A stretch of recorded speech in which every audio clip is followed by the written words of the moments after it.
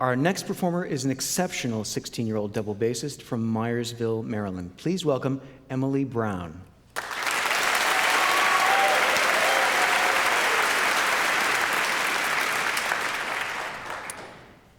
Emily, we're looking forward to this incredible sonic journey you're going to take us on with this piece. Please introduce it. I'm going to be playing War and Peace by François Rabbath. And François Rabbath wrote this for somebody's birthday, yes? François wrote it for Pablo Picasso's 90th birthday. And War and Peace, this was actually a mural that Picasso painted? Yeah, Picasso painted a mural of on a church. It's like a 12th century church in Spain, and he drew this painting of War and Peace in sort of because he was angry about the Korean War at the time. And you've actually worked on this piece with the composer, François Rabbath. How did you meet him? Well, my teacher, George Vance, knew François, and we traveled, twice I traveled to Paris to study with François for a week each time, so I got to meet him then, and it was great. So with your performance, we're getting really close to the performer's true intention. Although I hear that François Rabbath doesn't even play his own music the same way twice. No, I've listened to a lot of concerts, and he always starts with the same piece, and every time he plays something, it sounds different, just depending on what his emotion is at the time. So great. You could hear War and Peace one time, and it would sound, you wouldn't recognize it because it would sound so different the next time. Right. So we're going to hear your own version of this great sound world full of sounds and emotions of war and a reflective peace. War and Peace by François Rabbath.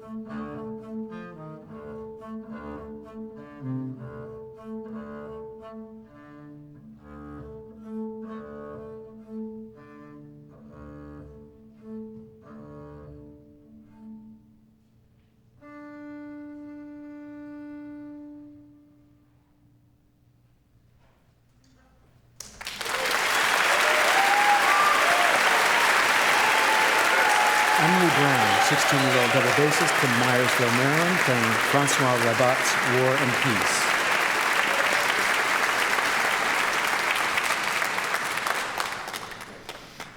Emily, it's just wonderful hearing you play that piece and all the incredible wealth of sound and color you bring to it, and also just your own original voice. I understand your playing of this instrument was what woke it up out of a long neglected sort of sleep. Where did you find this instrument? It actually looks special in all kinds of different ways. Tell us about it. Well, this is a Laborie bass, and it's made in France. It's a special kind of bass. It's drilled for a bent end pin, and it has these special sloping shoulders, which makes it easier to play up in the higher octave. So it was made in France, but I bought it in Ireland. The owner wasn't able to afford it anymore, and the bass had been sitting in a closet for a couple years, so it wasn't being played. I was a little disappointed at first because I played it and it was all choked, and I was like rats, you know? String instruments need to be played all the time to really keep vibrating. Yeah, so if you don't play it, especially the wooden instruments, the wood kind of remembers the sound you make, but if it's been a long time, it'll forget. So anyway, my mom and Martin, the owner, left for a while, and I picked up the bass and I started to play, and I was really upset. I was just like, what is wrong with this bass? And I was playing a piece by François called Rabbath, and I got through it and started with it. It sounded choked, and I did the improv part and started getting a little bit better, but not really. And then I got to this one part that was at some of the highest notes on the fingerboard, and then the bass kind of exploded, and it was great, and I could finally hear it. So. Recognized its master's touch, clearly. It's a wonderful story. It's a great story. Now, Emily, I think it's fair to say that you've got a nonconformist streak. Like in high school, you've been a serious varsity wrestler. I mean, on the boys' team. How did that come about? Yeah. Well, I'm also a black belt. So I've been a black belt since I was 9 years old, and I went to public high school, and I was like, well, there's no karate team. There's no kendo team. Mm-hmm. I don't know. So I went and did wrestling, and that was the closest thing to it. So how did your colleagues on the team, see that initially? Well, first of all, everybody on the team was pretty confused. Some people would accept you right away, but most people they wouldn't even know what to do with you. And you had these things were called live wrestling, where you would just practice wrestling each other for real, his heart out, and then either half of the people wouldn't touch me at all, wouldn't do anything, and then the other half would try to take me down and put me out of commission as quickly as possible, so they wouldn't have to touch me at all, and it was funny. So you obviously like the contact sports, but nothing that, not football or hockey. Well, you're French-Canadian by birth. Are you a hockey enthusiast, even if you don't play? Yeah, well, we're French-Canadians, so we definitely like to watch hockey. We definitely need our luck. So I didn't watch hockey at first, but my mom would be like, you need to be in this room now, you're good luck. So I'd have to stop doing my homework or practicing or whatever and sit in front of the TV and watch the hockey game. Wow. I'm not sure our special guest, Honolulu native Jake Shimabukuro, shares your love of hockey, but I do know he's way into your bass playing, as we are. Next up, you're going to be playing in an ensemble with him, so just stick around on stage while I bring out the other players, okay? And bravo, Emily. Beautiful performance. Thank you. Emily Brown, 16-year-old double bassist from Myers, Maryland.